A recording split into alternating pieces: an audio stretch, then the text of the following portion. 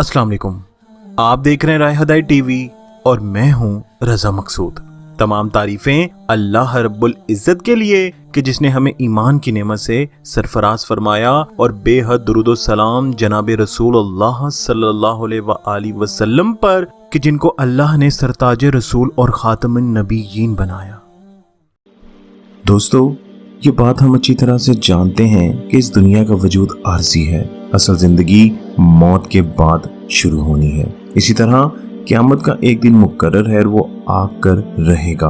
आप सल्लल्लाहु अलैहि वसल्लम ने अपनी उम्मत को दोनों जहां के बारे में रहनुमाई फरमाई। छोटी से छोटी बात को पहले खुद अमल कर दिखाया और फिर उम्मत को इस पर अमल करने का कहा।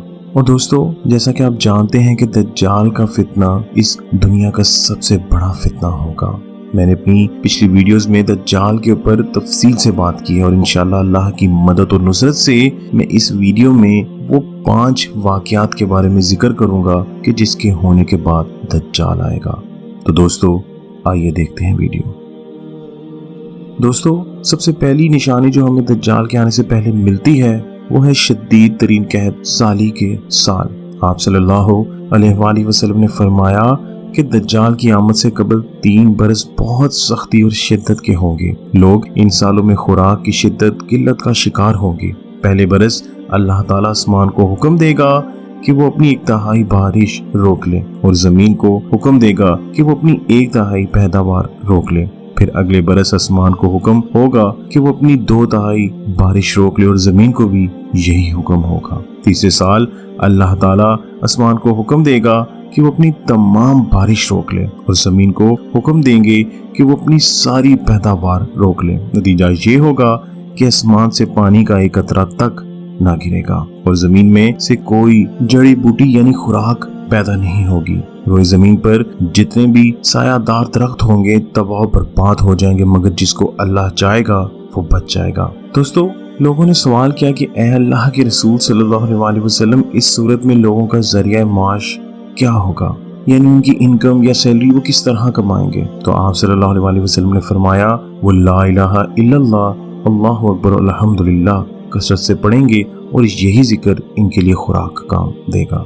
दोस्तों, इसके बाद जो दूसरी चीज़ आती है वो है जंगी फतूहात। एक रवायत में अल्लाह के नबी सल्लल्लाहु अलैहि वसल्लम ने फरमाया, तुम जज़ीरतुल अरब में जंग करोगे तो अल्लाह ताला तुम्हें इसमें फतह याब करेगा। फिर तुम ईरान पर हमला करोगे तो अल्लाह ताला इसमें भी तुम्हें फतह अता करेगा। फिर तुम रोम पर हमला करोगे तो अल्लाह ताला इसे भी फतह करेगा। फिर तुम दज्जाल से जंग करोगे और अल्लाह ताला इसमें भी तुम्हें फतह अता करेगा। इसका मतलब है कि दज्जाल के साथियों से लड़ाई होगी और अल्लाह पाक फतह नसीब फरमाएंगे। इस बात को इस हदीस में आप सल्लल्लाहु अलैहि वसल्लम ने कुछ इस तरह बयान फरमाया कि बैतुल मुक़द्दस के आबाद होने से मदीना की बर्बादी शुरू हो जाएगी। मदीना की बर्बादी हुई तो एक अजीम मार्का शुरू हो जाएगा। वो मार्का शुरू हुआ तो किस्तिन दुनिया फतह हो जाएगा और जब किस्तिन दुनिया फतह हो गया तो फिर जल्द ही दज्जाल का खुरूज होगा। दोस्तों, दज्जाल की आमद से कबल मुसलमानों और रोम के ईसाइयों के दरमियान बहुत सी जंगें होंगी, जिनमें से अल्लाह के हुक्म से मुसलमानों को फतह हासिल होगी। आप सल्लल्लाहु अलैहि वसल्लम ने फरमाया, तुम ईसाइयों के साथ सुलह कर लोगे, फिर तुम एक लड़ाई करोगे और रोमी ईसाई तुम्हारे साथ गद्दारी करेंगे। तुम इस जंग में फतह हासिल करोगे, माले गनीमत हासिल करोगे और नुकसान से महफूज रहोगे। फिर तुम मैदान जंग से वापस लौटोगे हत्ता कि तुम और ईसाई एक ठेलों वाली सरसब्ज जगह पर पड़ाव डालोगे। वहाँ ईसाइयों में से एक शख्स सलीब को हवा में बुलंद करके ऐलान करेगा कि सलीब गालिब आ गई, सलीब गालिब आ गई। इस पर एक मुसलमान को गुस्सा आएगा और वो आगे बढ़कर सलीब के टुकड़े टुकड़े कर देगा और इस बात से ईसाई बिगड़ जाएंगे और जंग के लिए जमा हो जाएंगे। बाज़ अहादीस में ये भी अल्फाज मिलते हैं कि इस वक्त मुसलमान भी जोश में आ जाएंगे और अपने हथियार संभाल लेंगे, एक सख्त लड़ाई करेंगे और अल्लाह ताला मुसलमानों की इस जमात को शहादत से सुरखरू करेगा। दोस्तों, बहुत से उलमा इकराम इसको आर्मागेड्रोन यानी हरमजदौन की जंग कहते हैं। मैंने इस पे एक वीडियो बनाई है, मैं इसका लिंक ऊपर भी दे देता हूँ, डिस्क्रिप्शन में भी दे देता हूँ। आप लोग देखेंगे तो इंशाल्लाह आपको मदद हासिल होगी। खैर दोस्तों, इधर जो बात का मैं जिक्र करने लगा हूँ, यकीन जानिए वो इस वक्त पूरी तरह से इस उम्मत मुस्लिमा में फैली हुई है और वो है कि उम्मत فتنہ دجال کی یاد سے بالکل غافل ہو جائے گی۔ اور آج ایسے ہی ہو رہا ہے۔ آپ کسی مسجد میں چلے جائیں، آپ کو کوئی بھی جمعے میں مولوی دجال کے اوپر بات کرتا نہیں ملے گا، اور جو لوگ کرتے ہیں ان کا لوگ مذاق بناتے ہیں۔ کہ دوستو، اللہ کے رسول صلی اللہ علیہ وسلم نے فرمایا دجال اس وقت تک نہیں نکلے گا جب تک لوگ اس کے ذکر سے غافل نہ ہو جائیں، اور یہاں تک کہ خطیب ممبروں پر اس کا ذکر کرنا چھوڑ دیں گے۔ اس حدیث سے یہ بات بالکل واضح ہے کہ آج ہم اسی موجودہ اور آنے والی نسلوں کو اس کے ذکر سے بالکل غافل کر چکے ہیں۔ ہماری نوجوان نسل کو ٹک ٹاک سے فرصت نہیں، اور اس نام نہاد نسل کو کیا پتا کہ ہماری آنکھوں پر کون سی غفلت کی پٹی بندھی ہوئی ہے۔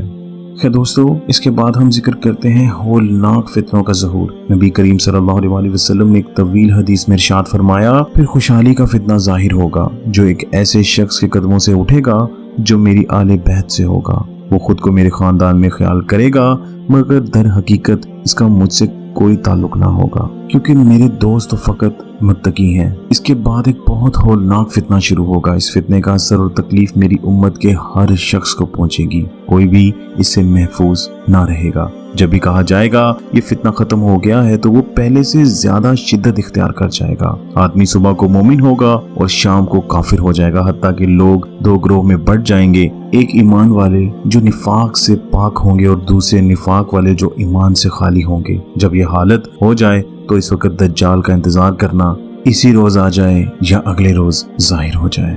خیر دوستو، اس کے بعد جو ہمیں نشانی ملتی ہے وہ ہے 30 جھوٹے دجالوں کا ظاہر ہونا۔ ایک جگہ اللہ کے نبی صلی اللہ علیہ وسلم نے ارشاد فرمایا، اللہ کی قسم قیامت اس دن تک ہرگز قائم نہیں ہوگی جب تک 30 جھوٹے ظاہر نہ ہو جائیں، ان میں سے آخری کانا دجال ہوگا۔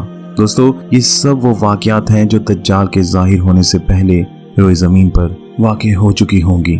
دوستو، اس میں کچھ شک نہیں کہ چھوٹی علامات کے ساتھ بڑی علامات بھی ظاہر ہوں گی، اس لیے موقع کو غنیمت جانیے، اور ابھی بھی وقت ہے کہ اللہ اور اس کے رسول صلی اللہ علیہ وسلم کے بتائے ہوئے راستے پر چلیں۔ یہ مت سوچیں کہ کون کیا کر رہا ہے، صرف یہ سوچیں کہ کیا آپ کا طریقہ اللہ کے نبی کے بتائے ہوئے طریقے کے مطابق ہے یا نہیں۔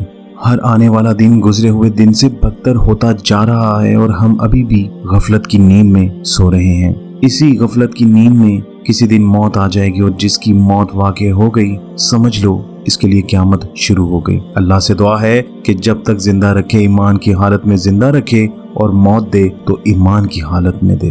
آمین۔